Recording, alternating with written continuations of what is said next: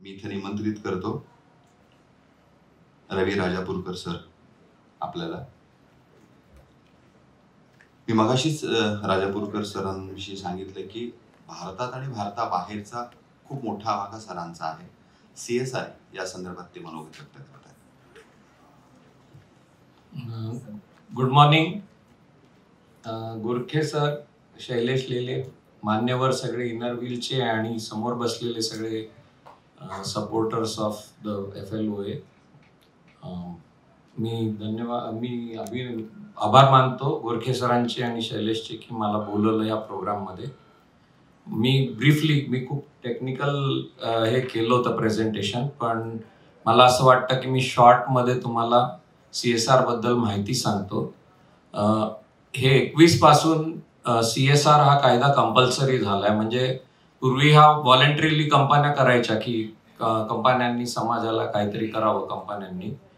तर पण 21 नंतर सरकारने कंपल्सरी केलं की तुमचे जे काय प्रॉफिट असतील कंपन्यांचे आणि ज्या काही क्रायटेरिया आहेत की ज्या त्या कंपन्यांना लागू आहेत, त्या कंपन्यांनी 2% प्रॉफिटच्या त्यांच्या आधीच्या 3 वर्षाच्या ॲव्हरेज प्रॉफिटच्या 2% त्यांनी समाजासाठी खर्च करणं हे बंधनकारक केलंय.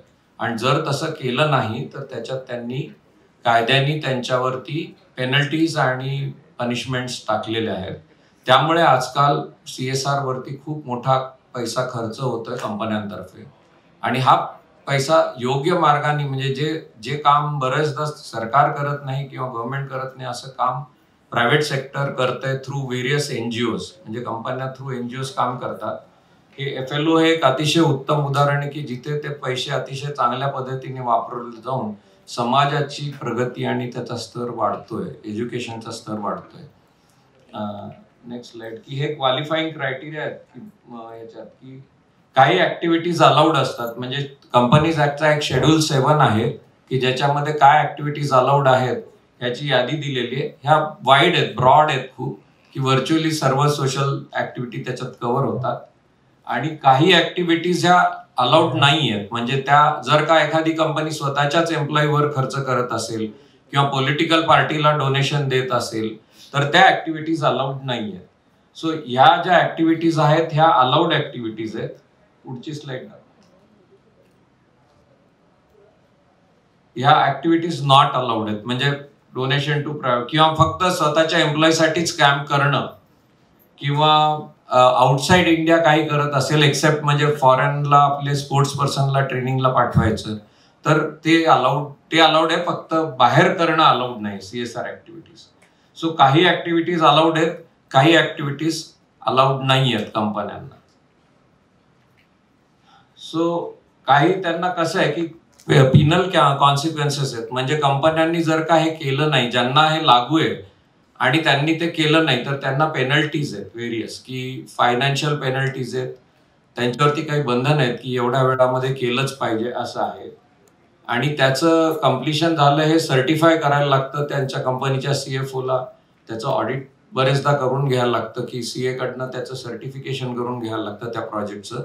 हे महत्वाचं अशासाठी आहे की ज्या कोणी NGOज काम करतायत त्यांनी काटेकोर हिशोब ठेवणं त्या प्रोजेक्टचा आणि व्यवस्थित रिपोर्ट सबमिट करणं हे कंपन्यांच्या दृष्टीने अतिशय महत्वाचं असतं. कारण बरेचदा असं होतं की उद्देश सगळ्यांचा चांगला असतो पण त्याचा काटेकोरपणे हिशोब न ठेवल्यामुळे किंवा नीट व्यवस्थापन न केल्यामुळे कंपन्यांना पण जे पाहिजे ते मिळत नाही आणि त्यांना पुढे मिळायला, त्या संस्थेला पुढे मिळायला प्रॉब्लेम होतात. सो नियमांचं पालन करणं आणि कॉम्प्लायन्स सगळा करणं हे खूप गरजेचं आहे. सो हे आता काही कंपन्यांना बरेचसे चॅलेंजेस असतात की बऱ्याचांना माहितीच नसतं की काय करायचं कुठल्या एरियामध्ये, प्रोजेक्ट कुठला सिलेक्ट करायचा, बरं स्वतः करायचं म्हणजे स्वतःच्या एम्प्लॉईजच्या थ्रू की कुठल्या तरी NGOच्या थ्रू करायचं. नॉर्मली कंपन्या प्रिफर करतात की NGOच्या थ्रू करावं, कारण त्यांच्याकडे स्वतःचा स्टाफ एवढा ट्रेंड असतो, त्याचा अनुभव असतो असं नाही आणि त्यांना तेवढे प्रोजेक्ट असतात, माहिती असतात असं पण नाही. सो ज्या NGOज काम करतात, ज्यांना त्या क्षेत्राची माहिती, त्यांच्या थ्रू नॉर्मली कंपन्या काम करतात. त्याच्यासाठी कुठला पार्टनर सिलेक्ट करायचा, तर जो पार्टनर सर्व नॉर्म्सला मीट करणारा आहे, म्हणजे जो कम्प्लाय करू शकतो, अशा कंपन्यांना सिलेक्ट करणं गरजेचं आहे. एक नवीन फील्ड आली आहे इमर्जिंग की ज्याला ESG म्हणतात, म्हणजे environment, social and governance. So जसं जसं आजकाल प्रदूषण होतंय, आपण क्लायमेट चेंज बघतोय, सो आता नवीन म्हणजे सरकार, कस्टमर्स, पब्लिक ॲट लार्ज हे प्रेशर टाकतात कंपन्यांवर की तुमच्या ज्या काय ऍक्टिव्हिटीज आहेत त्याच्यामुळे जर का काही दुष्परिणाम होणार असेल, म्हणजे आज आपण सगळे रिसोर्सेस वापरून टाकायचे आणि उद्याच्या जनरेशनसाठी काहीच ठेवायचं नाही, तर या पृथ्वीवरचे सगळे रिसोर्सेस आताच खराब होतील किंवा एक्झॉस्ट होऊन जातील, नेक्स्ट जनरेशनला काहीच राहणार नाही. तर हे होऊ देऊ नये म्हणून सरकार रेग्युलेशन आणतंय, कस्टमर्स डिमांड करतायत की चांगले प्रॉडक्ट्स द्या की जे सस्टेनेबल आहेत, पब्लिक डिमांड करते. आणि महत्वाचं म्हणजे फायनान्स कंपन्या सुद्धा आजकाल ESG रँकिंग बघतात, म्हणजे त्या कंपन्यांना जर का रेटिंग चांगलं असेल तर त्यांना कमी स्वस्तात फायनान्स मिळतो आणि स्पेशली त्यांच्यासाठी अवेलेबल फायनान्स आहे. So the finance is following ESG rating. So ESG has become quite important. आता जसं उदाहरणार्थ भारतात BRSR नावाचा रिपोर्ट द्यायला लागतोय टॉप 1000 कंपनीजना मार्केट कॅपिटलायझेशन पासून. तर हे सेबीने मॅन्डेटरी केलंय. त्याच्यात जवळपास 149 मुद्द्यांवर कंपन्यांना कंपल्सरीली रिपोर्ट करायला लागतं. हे मोठ्या कंपन्यांना लागू आहे, पण हळूहळू त्यांच्या सगळ्या सप्लाय चेन्सना काही 4-5 वर्षामध्ये लागू होईल. सो जसं CSR कंपल्सरी झालंय तसं हे ESG पण होणार आहे. हे I have showed that there is a link between CSR expenses and we had a discussion. I had a discussion with Yogita Madam on this subject, but yes, there are various views are possible on that. And there is an advantage of working with Innerwheel or Rotary. These are international bodies. They are governed by international rules. They have people who are experienced professionals, doctors, engineers, architects. आणि त्या कंपनीला चांगलं त्या project मधनं publicity पण मिळू शकते. त्यांना जे काय ऍडमिनिस्ट्रेटिव्ह खर्च आहेत ते मिनिमल असतात, कारण ह्या ज्या संस्था काम करतायत हे सगळेजण त्यांच्या त्यांच्या फील्डमध्ये सक्सेसफुल असतात. त्यांना पैशाची अपेक्षा नसते. ते जे काम करतायत ते फ्रीमध्ये करतात. सो ऍडमिन कॉस्ट ही खूप कमी असते. म्हणजे जो काही कंपनी देते ते सर्व पैसे जास्तीत जास्त त्या प्रोजेक्टच्या खर्चावर जातात. सो हा ऍडव्हान्टेज असतो की रोटरी किंवा इनरव्हील सारख्या संस्थांबरोबर काम करण्याचा. आणि कंप्लायन्स जो आहे तो कंपनीला की ह्यांना दिलं तर काम व्यवस्थित होईल ह्याची शाश्वती असते. तर त्यामुळे हे प्रिफर्ड पार्टनर आहेत. हा जो लँग्वेजचा जो कोर्स आहे आणि तो विशेषतः कॉर्पोरेशनच्या शाळांमध्ये राबवण्याची आयडिया आहे अतिशय उत्तम आहे. कारण मी 13-14 मध्ये जेव्हा रोटरीचा अध्यक्ष होतो तेव्हा आम्ही श्रीकर परदेशी आयुक्त होते. त्यांनी आम्हाला काम दिलं होतं की 172 कॉर्पोरेशनच्या शाळांचा सर्वे करा. तर आम्ही आमच्या सर्व रोटरियन्सनी वेगळ्या वेगळ्या सर्वे करून तिथे असलेल्या सर्व फॅसिलिटीजचा रिपोर्ट आम्ही त्यांना दिला होता. त्याच्यावरती त्यांनी काही ऍक्शन्स पण घेतल्या. सो त्याच्यात आमच्या लक्षात असं आलं की महापालिकेच्या शाळांमध्ये उत्कृष्ट इन्फ्रास्ट्रक्चर आहे.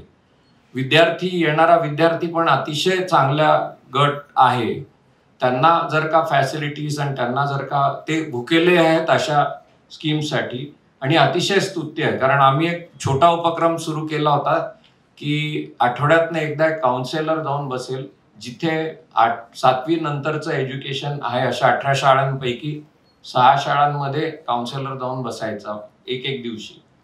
आणि त्यांना एवढा रिस्पॉन्स मिळाला की त्या मुलांना किती समस्या वेगळ्या वेगळ्या असतात की पुढे काय, फ्युचर काय, हे सगळी माहिती द्यायच्या. तो that experience was eye opening. आणि त्या मुलांच्या ज्या कल्पना आहेत, आम्ही इंटरॅक्ट क्लब काढले होते, त्यांनी इतक्या सुंदर पद्धतीने ती लिडरशिप दाखवली. त्यांचं बोर्ड असायचं, त्यांचे सेक्रेटरी असायचे, इतक्या छान पद्धतीने त्या शाळांमध्ये चालत होतं की तिथे असलेल्या टॅलेंट बद्दल जरा सुद्धा शंका नाहीये. त्या टॅलेंटला वाव देण्याची खूप गरज आहे. आणि FLOA सारखे जे उपक्रम आहेत भारतीय म्हणजे भाषेसाठी म्हणजे परदेशी भाषांसाठी एवढी गरज आहे की आता ते म्हणतात की America is a history, Europe is old, Japan is an old age home and China is a jail. So there is no other place but India which has got young people. आणि आपल्या देशातल्या तरुणांना जर का training दिलं तर आपण नक्की जग जिंकू शकतो. मी तुमच्या उपक्रमाला शुभेच्छा देतो आणि थांबवतो. धन्यवाद.